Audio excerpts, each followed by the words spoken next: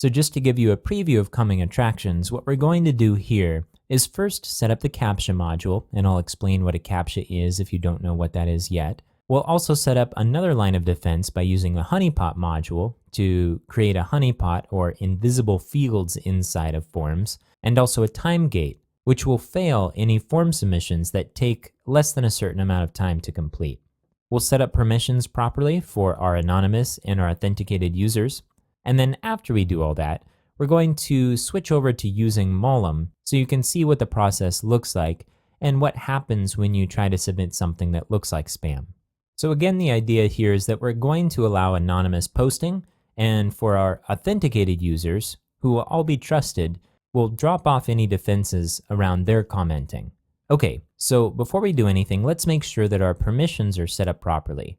So if we click on one of these links to get to the comment form of a blog post, we should see the form. Now let's check out what that looks like in a browser where we're not logged in. So I'm going to copy the URL here and paste it into another browser.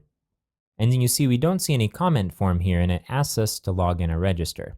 Okay, so first of all, let's set our anonymous users to be able to enter comments. So I'll jump back to the browser where we're logged in, and we'll go to People and Permissions.